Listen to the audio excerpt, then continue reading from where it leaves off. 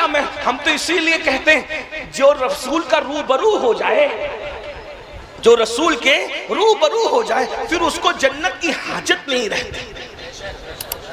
میں بہت بڑی بات کہہ رہا ہوں، اسے ایک جملہ میرا عنوان نہیں ہے لیکن کہوں گا کیونکہ ہماری مسلکی مذہبی اور اخلاقی ذمہ داری ہے۔ بہت قیمتی جملہ میری زبان سے نکل گیا کہ جو روبرو رسول ہو جائے اسے جنت کی حاجت نہیں رہتی۔ تو اب دنیا میں وہ لوگ پاگل ہیں جو یہ کہتے پھرتے ہیں کہ صحابہ جنتی ہیں کہ نہیں۔ صحابہ یہ بات کیسے کہہ دی کہ ارے ان کو جنت کی ضرورت کیا ہے؟ جس کو جیتے جی مالک جنت نصیب ہو گیا اب اسے جنت کی حاجت کیا ہے؟ اس کو میں اپنی یہ میری فکر کی اپج نہیں ہے، بریلی کے تاجدار نے کہا ہے کہ جس کو یار مل جائے اسے جنت کی حاجت نہیں رہ جاتی۔ اور اس میں کتنے مزے میں کہتے شربت نہ دے۔ توجہ کریں، آپ کیا باتیں کر رہے ہیں؟ صدیق و فاروق کے ایمان پر آپ بحث کرو گے؟ جن کو ماننا ایمان ہے ان کے ایمان پہ بحث کیسے ہو سکتی ہے؟ کبھی غور تو کیا ہوتا؟ کیا یہ لوگ ہیں جنت نہ دے تو کرے بات لطف سے، جنت نہ دے کہتے ہیں شربت نہ دے تو کرے بات لطف سے، یہ شہد ہو تو پھر کسے پرواہ شکر کی ہے، اور جنت نہ دے یہ بات کوئی مولوی نہیں کر سکتا، یہ بات کوئی زاہد نہیں کر سکتا، یہ بات کوئی عابد نہیں کر سکتا، یہ بات کوئی عاشق ہی کر سکتا ہے۔ احمد رضا کو نلا مولوی کہنے والوں، اس کی گفتگو کا اندازہ تو کرو، اپنے زمانے کا منصور اور سرمت بول رہا ہے جنت نہ دے تیری رویت ہو خیر سے، جنت نہ دے تیری رویت و خیر سے، اس گل کی آگے کس کو ہوس برگ و بر کی ہے۔ ارے جب پھول مل جائے تو پتی کے پیچھے کون بھاگے گا؟ یا رسول اللہ آپ کا دیدار نصیب ہو جائے۔ اور آگے بڑھتے ہوئے صحابہ کے گستاخوں سے ایک جملہ کہنا چاہتا ہوں، سنی بھی بنتے ہو پھر صحابہ کے جنتی ہونے میں شک بھی کرتے ہو، ایک جملہ صرف سن لو، جب آل محمد کا دیوانہ بہلول دانا جب جنت بیچنے کا اختیار رکھتا ہے، جعفر صادق کی غلامی نے کسی کو اتنا بلند کر دیا کہ وہ زبیدہ کو جنت بیچ دے، تو ان کے نانا کی غلامی نے صحابہ کو کتنا بلند کیا ہوگا۔ صحابی کہنا پھر جنت کی بحث کرنا حیرت لگتی ہے، اور وہ بھی ان کے لیے جن کے لیے قرآن کہتا ہے وَكُلًّا وَعَدَ اللَّهُ الْحُسْنَى، ان سب کے لیے جنت کا وعدہ۔ تو عرض کیا کر رہا تھا آپ بتاؤ؟ امام غزالی فرما رہے ہیں کہ اللہ اکبر، جس نے دنیا میں جوا کھیلا ہوگا، اللہ اللہ، اس کا ہاتھ سور کے خون میں رنگا ہوا ہوگا، اور پھر کیا ہوگا؟ حضور سے وہ مصافحہ کر سکے گا؟ نہیں کر سکے گا۔ تو کیا فرمایا؟ نکاح سے پہلے بھی اللہ سے ڈرتے رہو، نکاح کرتے وقت بھی اللہ سے ڈرتے رہو۔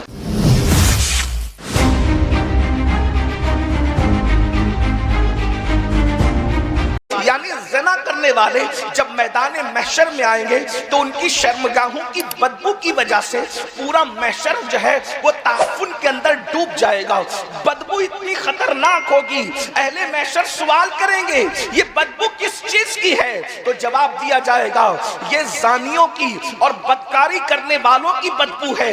آپ اندازہ کریں، اللہ کے رسول علیہ الصلوۃ والتسلیم فرماتے ہیں پورا محشر ان پہ لعنت کرے گا، فرشتے ان پہ لعنت کریں گے، اللہ ان پہ لعنت فرمائے گا۔ ذرا تصور تو کرے، 2 منٹ کی لذت کے لیے، چند لمحوں کی لذت کے لیے رسوائی کا عالم کیا ہے جس پر پورا میدان محشر لعنت کرے۔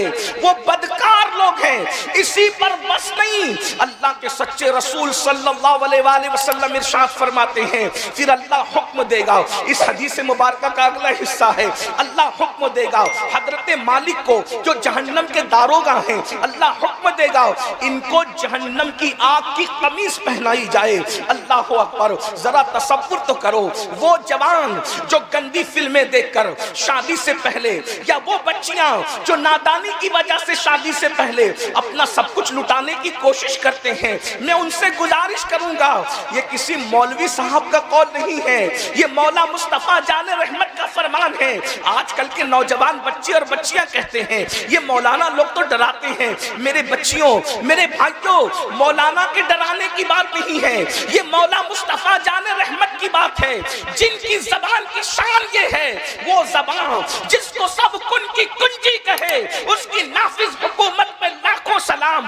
وہ دہن جس کی ہر بات تو وحی خدا, چشمہ علم و حکمت پہ لاکھوں سلام, جس کے لیے قرآن کہتا ہے اللہ اکبر وما ينطق عن الهوى ان هو الا وحی یوحی, کہ زبان ان کی ہوتی ہے, کلام خداوند قدوس کا ہوتا ہے. ذرا تصور تو کرو, اللہ کے سچے رسول صادق و مصدوق صلی اللہ علیہ وآلہ وسلم ارشاد فرماتے ہیں کہ جہنم کی آگ کی قمیص بدکاری کرنے والوں کو پہنائی جائے گی. اور تفہیم کے لیے فرمایا اگر اس قمیص کو کسی پہاڑ پر رکھ دیا جائے تو پہاڑ پگھل جائے. بتاؤ جس آگ کی قمیص سے پتھر پگھل جائے, زنا کرنے والوں کے وجود پر کیا اثر پڑے گا, ان کی کیفیت کیا ہوگی. اسی پر بس نہیں, اللہ کے سچے رسول صادق و مصدوق صلی اللہ علیہ وآلہ وسلم مزید ارشاد فرماتے ہیں, اللہ فرمائے گا ان بدکاری کرنے والوں کی آنکھوں میں جہنم کی آگ کی سلاخیں پھیر دو اور ان کی آنکھ کے اندر جہنم کی آگ بھر دو. اللہ اکبر.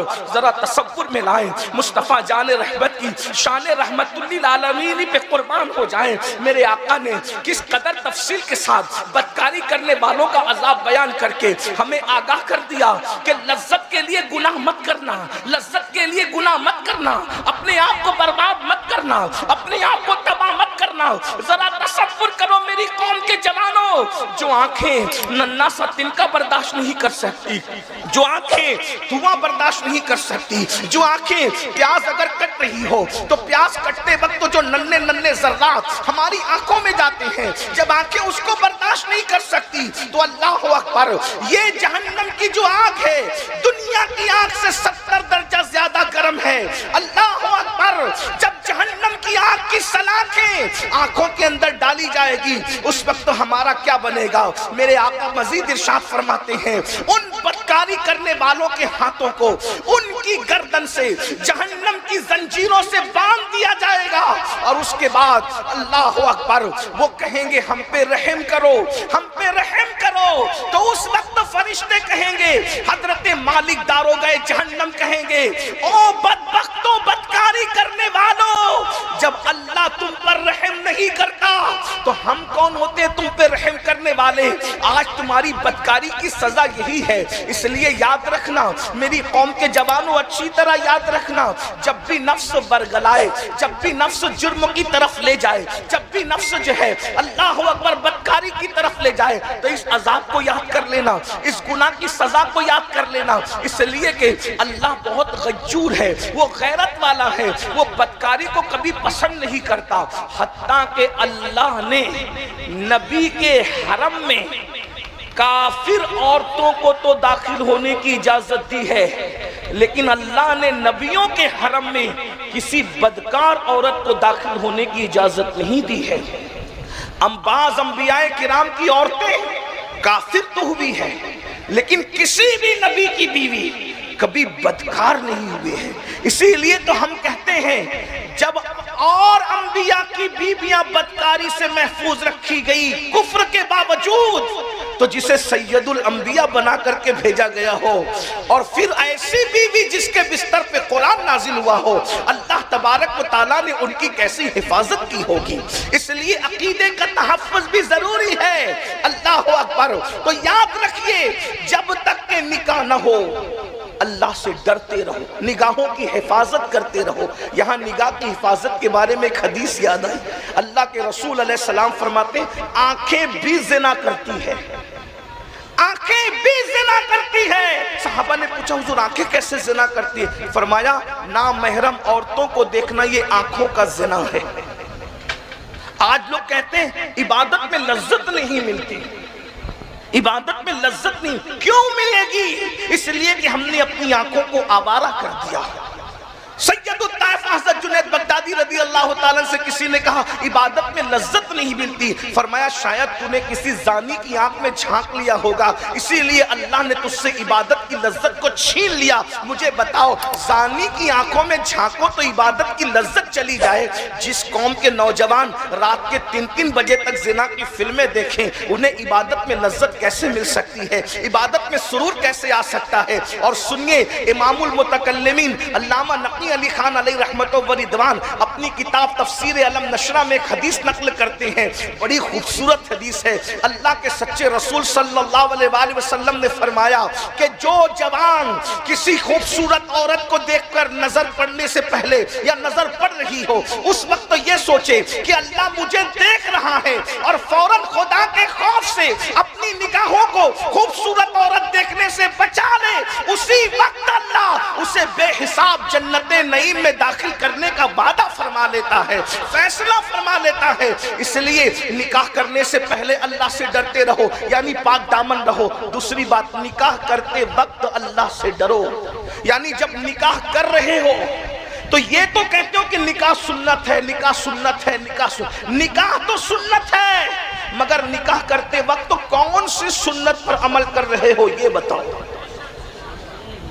ہم نے نکاح کرتے وقت تو اللہ کا خوف کہاں رکھا؟ مسلمان تو ہو گئے، عقیدہ اسلام کا قبول کر لیا، لیکن ابھی بھی تہذیب، کلچر، شادیوں کی رسومات مشرکین کے وہی باپ داداؤں کے طریقے پر ہے۔ کوئی ناچ رہا ہے، کوئی ڈی جے بجا رہا ہے، کوئی ڈھول بجا رہا ہے، پورا سال محنت کر کے رقم کما کر شادی کے موقع پر لاکھوں روپے ڈی جے اور ڈھول تاشوں کے نام پہ خرچ کرنے والوں، اور جب علماء منع کرتے ہیں تو کہتے ہیں وہ شادی کیسی ہوگی جس میں ڈھول نہیں ہوگا، جس میں ڈی جے نہیں ہوگا؟ ہم شادی کر رہے ہیں مولانا، میت نہیں اٹھا رہے ہیں۔ میں پوچھتا ہوں کیا رسول اللہ کے گھروں کی شادی میں بھی اس طرح کا کوئی ڈھول بجا تھا؟ کہ معاذ اللہ کبھی اس طرح کا کوئی ناچ گانا ہوا تھا؟ کبھی اس طریقے کی کوئی خرافات ہوئی تھی؟ مجھے بتاؤ تو صحیح، آخر ہم کون سی سنت پر عمل کر رہے ہیں؟ نکاح رسول اللہ کی سنت ہے، لیکن طریقہ کیا ہے؟ اور اچھی طرح سن لو، کان کھول کر سن لو، دولت کے نشے میں اللہ کے غضب کو چیلنج کرنے والوں، یاد رکھنا اللہ بڑا غیور ہے۔ کسی کو اگر دینا جانتا ہے تو اللہ چھیننا بھی جانتا ہے۔ اگر اس کی حدوں کو توڑو گے،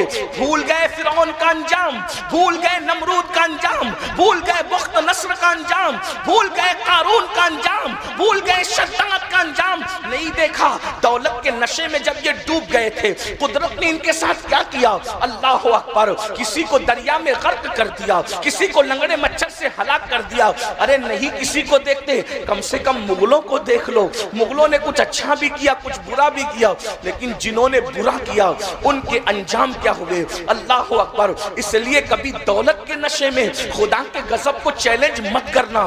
آج اللہ اکبر جہاں دولت کی ریل پیل ہے، وہاں پہلی بات تو اتنا ایسی دولت خرچ کی جاتی ہے کہ کون حساب لینے والا ہے؟ کمایا ہم نے ہے، خرچ ہم کریں گے، یہ بھول ہے، یہ فکر مومن کی نہیں ہے کہ کمایا ہم نے ہے، خرچ ہم کریں گے۔ قرآن کہتا ہے ان اللہ اشترى من المؤمنین انفسهم واموالهم بان لهم الجنہ، کہ مومنوں کی جان کو، مال کو اللہ نے جنت کے بدلے خرید لیا ہے۔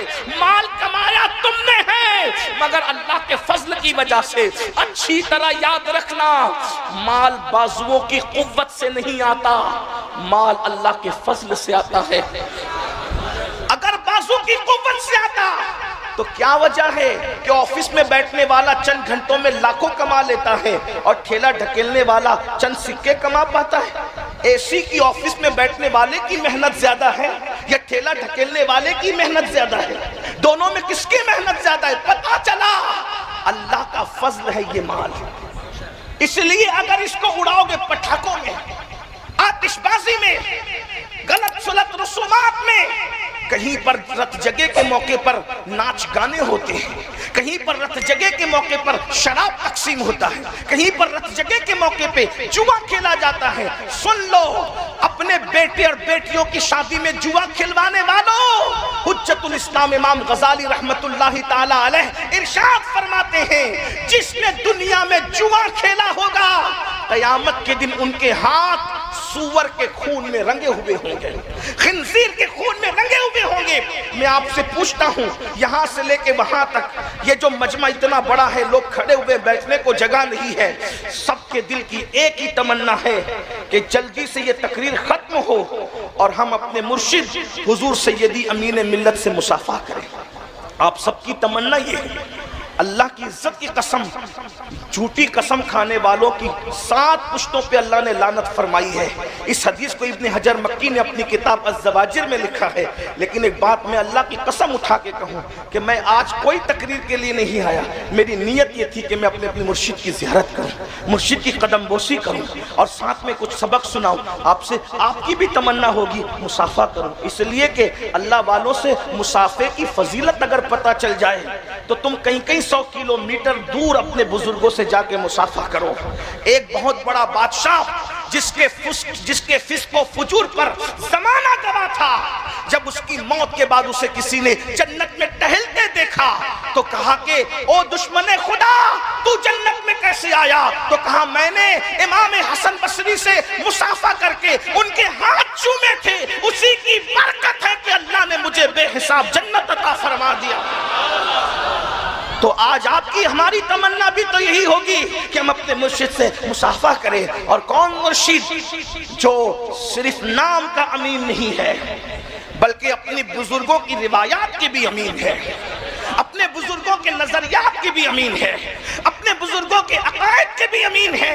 اگر ہم اللہ اکبر عقیدت میں نہیں بلکہ حقیقت میں کہہ رہے ہیں، حضور میر عبد الجلیل رحمت اللہ تعالی علیہ سے لے کر کے حضور امین ملت تک کے آپ چھان پھٹک کر کے دیکھیں کردار کی رانائیاں جو میر سید عبد الجلیل بالگرامی میں نظر آ رہی ہے، اگر آج اس کو اس کے عکس جمیل کو دیکھنا ہو تو ہمارے مرشد حضور سیدی امین ملت کے کردار کو دیکھ لیا جائے، چاہے عقیدے کا معاملہ ہو، چاہے شریعت پہ عمل کا معاملہ ہو، چاہے سنتوں پہ عمل کا معاملہ ہو۔ ایک بات میں آپ کو کہہ کر کے آگے بڑھ جاؤں، اللہ اکبر، دنیا کہتی ہے، مفکرین کہتے ہیں 3 طبقے کبھی کسی سے عقیدت نہیں کرتے، محبت تو کرتے ہیں مگر عقیدت نہیں کرتے۔ نمبر 1 میں ابھی بیان کروں گا آگے، بیوی شوہر سے محبت تو کرتی ہے عقیدت نہیں کرتی، بھائی اپنے بھائی سے محبت تو کرتا ہے عقیدت نہیں کرتا، اور دوست اپنے دوست سے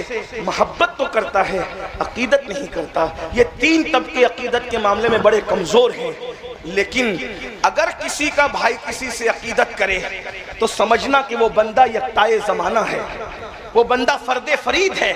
ہم نے اسی سال عاشورہ کے دن اپنے مرشد حضور سیدی سرکار رفیق ملت کی زبانی اپنے بڑے مرشد کے حوالے سے یہ سنا کہ روئے زمین پر حضور امین ملت جیسا کوئی پیر اس وقت موجود نہیں ہے۔ اگر یہ بھائی کہہ رہا ہے تو اس سے بڑی کوئی بات نہیں ہو سکتی۔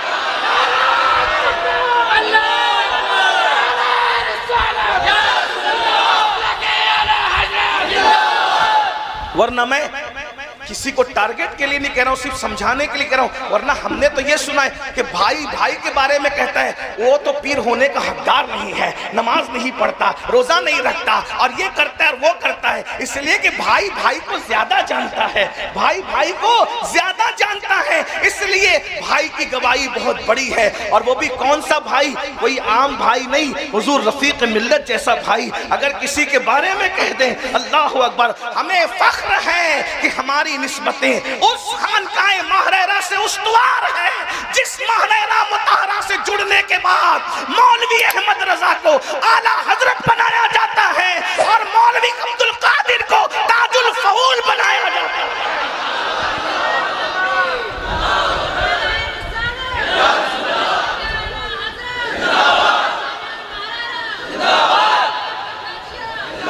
اور بفضل تعالی کل جو فیضان تھا، اگر کسی کو اللہ نے آنکھ عطا کی ہے باطن کی تو وہ آج بھی دیکھ سکتا ہے، وہ فیضان آج بھی موجود ہے۔ عقیدے پہ پہرے کا معاملہ ہو، شریعت کی پابندی کا معاملہ ہو، مریدوں پہ شفقت کا معاملہ ہو، محبت کا معاملہ ہو، پیار کا معاملہ ہو، الفت کا معاملہ ہو، یہاں غریبی اور امیری میں فرق نہیں ہے، یہاں کالے گورے میں فرق نہیں ہے، یہاں اپنے مرید اور دوسرے مریدوں میں بھی فرق نہیں ہے۔ مرید کسی کا آ جائے، سب کے لیے شفقت کا راستہ برابر برابر ہے۔ بلکہ یہ کہہ دوں، اگر دلوں کو جیتنے کا ہنر دیکھنا ہے تو کوئی ہمارے مشائخ ماریرہ سے سیکھے، اپنے نانا کی سنت پر کیسا عمل کرتے ہیں کہ سب کی بات کان لگا کر کے سنتے ہیں، سب کی حاجت روائی کرتے ہیں۔ اللہ اکبر۔ بہرحال تو عرض یہ کر رہا تھا، ماریرہ ماریرہ ہے، ماریرہ صرف ماریرہ ہے، ماریرہ ہی ماریرہ ہے۔ بس اتنا کہہ سکتا ہوں، لیکن آگے بڑھتے ہوئے بولو سب کی تمنا ہے کہ نہیں کہ ہم اپنے مرشد کی ہاتھ چومیں، لیکن ٹوٹ مت پڑنا تو یہ بھی کہہ دوں کہ اگر مرشد کی طبیعت علیل ہو تو پھر ہاتھ چومنے سے زیادہ ان سے دور رہ کر زیارت کرنے میں زیادہ بہتری ہے۔ یہ بھی آج آپ کو کہوں، راز کی بات مائک پہ نہیں کہنا چاہیے لیکن کہوں، میرا دل ہمیشہ چاہتا ہے، آج عید ہے مرشد کو فون کر کے دعا لیں، شب قدر ہے دعا لیں، شب برات ہے دعا لیں۔ پھر سوچتا ہوں کہ مرشد تو روشن ضمیر ہے، اگر میرے فون کرنے سے 1 منٹ مرشد کا میری وجہ سے ضائع ہوگا تو اس سے کہیں بہتر ہے کہ میں مرشد کو فون نہ کر کے مرشد کی راحت کا، طبیعت کا خیال کر کے جو ہے وہ بس ان کی نگاہ کا مطالبہ کروں، اور پھر اس سے شہزادہ والا تبار کی بارگاہ میں میسج کر دیتا ہوں کہ حضرت سے میرے لیے آج دعا کی درخواست کر دیں اور دعا کروا لیں۔ یاد رکھنا، ہزاروں سال کی محنتیں وہاں نہیں پہنچاتی جہاں کسی کی دعا پہنچاتی ہے، اور پھر اس کی دعا، سبحان اللہ، اس کی دعا جو زید شہید کا بیٹا ہو، جو امام حسین کا شہزادہ ہو، جو اپنے بزرگوں کی روایات کا امین ہو۔ اور ہم نے تو دعاؤں کی برکتیں دیکھی ہے، ذرہ آیا ہے تو آفتاب ہو گیا ہے، ذرہ آیا ہے تو آفتاب ہو گیا، تو سب کی تمنا یہی ہوگی کہ مرشد کے ہاتھ چومیں۔ بہرحال لیکن اگر یہ ہو، مرشد موجود ہے، ہاتھ چومنا چاہتے ہیں، مصافحہ کرنا چاہتے ہیں، لیکن اگر ہاتھ میں مٹی لگی ہے تو بولو آپ ہاتھ ملانے کی ہمت کرو گے؟ ہاتھ ملانے کی ہمت کرو گے؟ نہیں کرو گے۔ اگر ہاتھ میں کیچڑ لگے ہاتھ ملانے کی ہمت کرو گے؟ بولو بھائی کرو گے؟ نہیں کرو گے۔ اب پوچھنا چاہتا ہوں، جب آل رسول سے، اپنے مرشد سے، شہزادہ رسول سے اگر ہاتھ میں کیچڑ لگا ہو، میل لگی ہو، کالک لگی ہو تو آپ مصافحہ کرنے کی ہمت نہیں کرتے؟ شادی کے موقع پہ جوا کھیلنے والوں، امام غزالی کہہ رہے ہیں کہ جس نے دنیا میں جوا کھیلا ہوگا قیامت کے دن اس کے ہاتھ سور اور خنزیر کے خون سے رنگے ہوئے ہوں گے۔ جب ساری امت اپنے نبی سے محشر میں مصافحہ کر رہی ہوگی تو سور کے خون والے ہاتھ لے کر بتاؤ کیا تم اپنے نبی سے مصافحہ کر سکو گے؟ کیا اپنی آقا سے مصافحے کی سعادت حاصل کر سکو گے؟ ارے جب آل رسول سے مصافحے کی یہ لذت ہے تو ان کے نانا مصطفیٰ جان رحمت سے مصافحے کی لذت کا عالم کیا ہوگا؟ ہم تو یہ کہتے ہیں کہ محشر میں بھی ایک محشر ہوگا جب سنیوں کو اپنی آقا سے مصافحے کا شرف نصیب ہو رہا ہوگا، آقا علیہ السلام سے مصافحے کی سعادت حاصل ہو رہی ہوگی۔ وہ دن بھی کیا دن ہوگا۔ حضرت بیدم شاہ نے بڑی خوبصورت بات کہی تھی، عجب تماشا ہو میدان حشر میں بیدم، عجب تماشا ہو میدان حشر میں بیدم، کہ سب ہو پیش خدا میں روبرو رسول، کہ سب ہو پیش خدا میں روبرو۔ وہ محشر بھی کیا، ہم تو اسی لیے کہتے ہیں جو رسول کا روبرو ہو جائے، جو رسول کے روبرو ہو جائے پھر اس کو جنت کی حاجت نہیں رہتی۔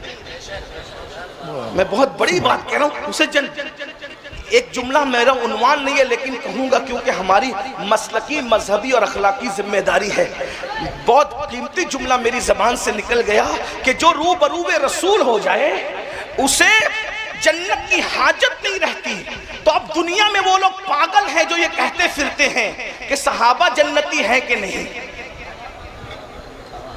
صحابہ یہ بات کیسے کہہ دی کہ ارے ان کو جنت کی ضرورت کیا ہے؟ جس کو جیتے جی مالک جنت نصیب ہو گیا اب اسے جنت کی حاجت کیا ہے؟ اس کو میں اپنی یہ میری فکر کی اپج نہیں ہے، بریلی کے تاجدار نے کہا ہے کہ جس کو یار مل جائے اسے جنت کی حاجت نہیں رہ جاتی. اور اس میں کتنے مزے میں کہتے شربت نہ دے. توجہ کریں، آپ کیا باتیں کر رہے ہیں؟ صدیق و فاروق کے ایمان پر آپ بحث کرو گے؟ جن کو ماننا ایمان ہے ان کے ایمان پہ بحث کیسے ہو سکتی ہے؟ کبھی غور تو کیا ہوتا؟ کیا یہ لوگ ہیں جنت نہ دے تو کرے بات لطف سے، جنت نہ دے کہتے ہیں شربت نہ دے تو کرے بات لطف سے، یہ شہد ہو تو پھر کسے پرواہ شکر کی ہے. اور جنت نہ دے یہ بات کوئی مولوی نہیں کر سکتا، یہ بات کوئی زاہد نہیں کر سکتا، یہ بات کوئی عابد نہیں کر سکتا، یہ بات کوئی عاشق ہی کر سکتا ہے. احمد رضا کو نلا مولوی کہنے والوں، اس کی گفتگو کا اندازہ تو کرو، اپنے زمانے کا منصور اور سرمت بول رہا ہے جنت نہ دے تیری رویت ہو خیر سے، جنت نہ دے تیری رویت ہو خیر سے. اس گل کی آگے کس کو ہوس برگ و بر کی ہے؟ ارے جب پھول مل جائے تو پتی کے پیچھے کون بھاگے گا؟ یا رسول اللہ آپ کا دیدار نصیب ہو جائے. اور آگے بڑھتے ہوئے صحابہ کے گستاخوں سے ایک جملہ کہنا چاہتا ہوں. سنی بھی بنتے ہو پھر صحابہ کے جنتی ہونے میں شک بھی کرتے ہو. ایک جملہ صرف سن لو، جب آل محمد کا دیوانہ بہلول دانا جب جنت بیچنے کا اختیار رکھتا ہے، جعفر صادق کی غلامی نے کسی کو اتنا بلند کر دیا کہ وہ زبیدہ کو جنت بیچ دے، تو ان کے نانا کی غلامی نے صحابہ کو کتنا بلند کیا ہوگا. صحابی کہنا پھر جنت کی بحث کرنا حیرت لگتی ہے، اور وہ بھی ان کے لیے جن کے لیے قرآن کہتا ہے وَكُلًّا وَعَدَ اللَّهُ الْحُسْنَى، ان سب کے لیے جنت کا وعدہ. تو عرض کیا کر رہا تھا آپ بتاؤ. امام غزالی فرما رہے ہیں کہ اللہ اکبر، جس نے دنیا میں جوا کھیلا ہوگا، اللہ اس کا ہاتھ سور کے خون میں رنگا ہوا ہوگا، اور پھر کیا ہوگا؟ حضور سے وہ مصافحہ کر سکے گا؟ نہیں کر سکے گا. تو کیا فرمایا؟ نکاح سے پہلے بھی اللہ سے ڈرتے رہو، نکاح کرتے وقت بھی اللہ سے ڈرتے رہو.